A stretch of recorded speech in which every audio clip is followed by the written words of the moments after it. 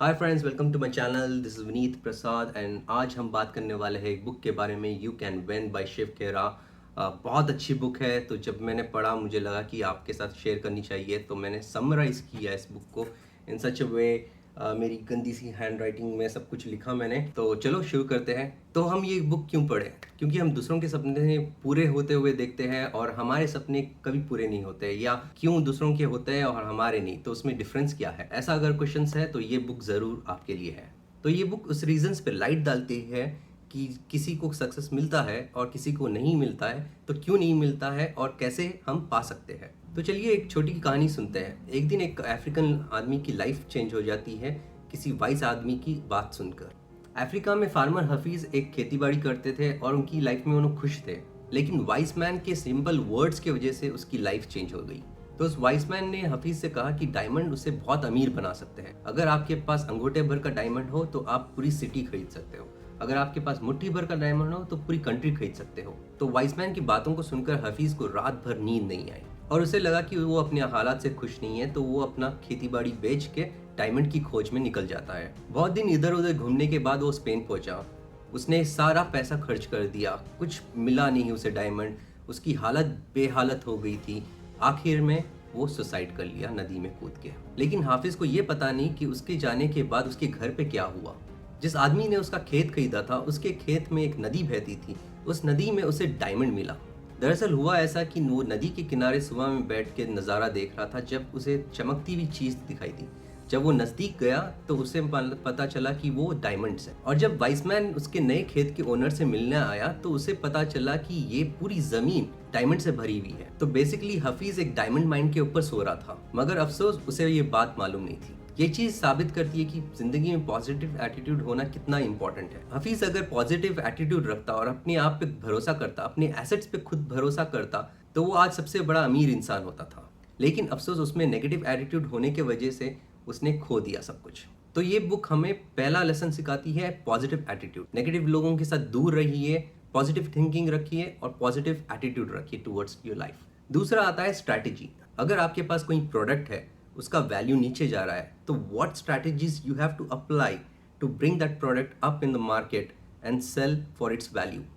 आपके गोल्स को एक के बाद एक अचीव करना ही सक्सेस कहलाता है। और इतिहास में कोई भी सक्सेसफुल स्टोरी ऐसी नहीं मिलेगी जिसमें अड़चने नहीं आई हो, जिसमें प्रॉब्लम्स नहीं आई हो, जिससे जूझ के वो सॉल्व करके आगे नहीं बढ़े। तो एक आदमी सक्सेसफुल इंसान से पूछता है कि तुम्हारे सक्सेस का राज क्या है, तुम सक्सेसफुल कैसे बने, मैं क्यों नहीं बन सकता हूँ। और उसे बोलता है कि ठीक है, अगले दिन मुझे नदी के किनारे तुम मिलो। अगले दिन दोनों नदी के किनारे बातें करते जा रहे थे कि अचानक वो सक्सेसफुल आदमी उसको गर्दन से पकड़ा और उसे नदी में डुबोने लगा। वो आदमी अपने आप को बचाने के लिए छटपटाया, उसने बहुत हाथापाई की उसके साथ, लेकिन उसने छोड़ा नहीं।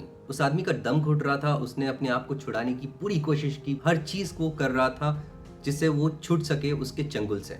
लेकिन उस आदमी की पकड़ काफी ज्यादा मजबूत थी और अब उस आदमी का पूरा फेस नीला पड़ चुका था। तो तभी वो सक्सेसफुल मैन उसे धीरे से छोड़ दिया। आदमी पानी से बाहर आया और लंबी लंबी सांस लेने लगा। तो वो सक्सेसफुल आदमी उससे पूछा कि जब तुम पानी के अंदर थे तो तुम क्या सोच रहे थे, उस वक्त तुम्हें किसकी सबसे ज्यादा जरूरत फील हुई। तो जब उस आदमी ने कहा हवा, मुझे सांस लेना था बस और कुछ नहीं। तो सक्सेसफुल इंसान बोलता है कि जिस दिन तुम सक्सेस को इतनी इंपॉर्टेंस दोगे जितनी कि तुम हवा को इंपॉर्टेंस देते हो, उस दिन तुम्हें सक्सेस मिलेगी। तो जिस दिन आपकी भी डिजायर स्ट्रांग होगी, उस दिन आपके पीछे सक्सेस भाग भाग के आएगी। बेसिकली हर किसी को पता है कि सक्सेस कैसे मिल सकती है, कैसे हम पा सकते हैं, बट प्रॉब्लम ये है कि बहुत लोग अभी स्टार्ट नहीं कर रहे। तो तीसरा आता है मोटिवेशन। हर किसी के अंदर मोटिवेशन होनी चाहिए टू डू समथिंग, राइट। और हर कोई देखते हैं कि कैसे उन्हें मोटिवेशन मिले टू डू समथिंग। तो एक लड़की की स्टोरी है जो स्कूल के सॉकर गेम में था एंड वो हमेशा रिजर्व रहता था और कोच को उस पर भरोसा नहीं था। वो लड़की के पिताजी हमेशा उसका मैच देखने आते थे, लेकिन उस लड़के को कभी खेलने का मौका नहीं मिलता था। फिर धीरे धीरे लड़के ने प्रैक्टिस में आना भी छोड़ दिया। लेकिन सडनली एक दिन उसने फाइनल मैच में आ गया और वो कोच को बोलने लगा कि मुझे फाइनल मैच में खेलने दो।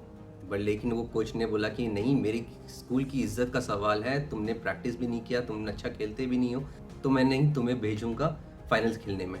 लेकिन वो बच्चे ने बहुत गिड़गिड़ाया कोच से, लेकिन फाइनली कोच मान गया और वो लड़के ने गेम खेलना स्टार्ट किया। हर कोई दंग रह गया उसके परफॉर्मेंस से, क्योंकि वो गोल पे गोल किए जा रहा था और उस पूरे गेम की स्टार बन गया था वो। जब गेम खत्म हुआ तो कोच ने उसे बुलाया और उससे पूछा कि तुमने ये कैसे किया, क्योंकि तुम सॉकर में अच्छे नहीं हो, तो कैसे हो गया ये चमत्कार। तो लड़का बोला कि इस बार मैंने अच्छा खेला क्योंकि मेरे फादर्स देख रहे थे, लेकिन उसके फादर तो वहाँ थे ही नहीं। तो कोच ने पूछा कहाँ है तुम्हारे फादर। तो लड़के ने कहा कि मेरे फादर ब्लाइंड थे, जो हमेशा आते थे प्रैक्टिस में बट देख नहीं पाते थे मेरा मैच। लेकिन आज जब वो दुनिया में नहीं है तो ऊपर स्वर्ग से पहली बार मुझे देख रहे हैं, तो मुझे खेलता हुआ देख रहे होंगे और बहुत खुश हो रहे होंगे। तो मॉरल ऑफ स्टोरी की स्ट्रॉन्ग मोटिवेशन आपके पास अगर हो तो आप कुछ भी कर सकते हो। तो आपके पास भी क्या स्ट्रॉन्ग मोटिवेशन है, या क्या एक छोटी भी मोटिवेशन है जो जिससे आप कुछ कर सकते हो।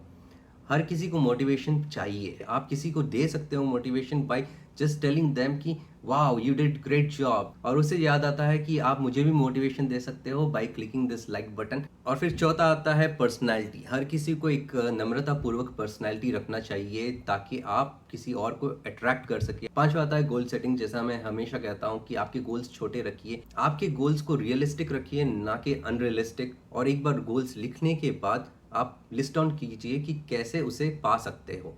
What are the steps needed to achieve those goals? छठा आता है इस बुक का वैल्यूज एंड विजन।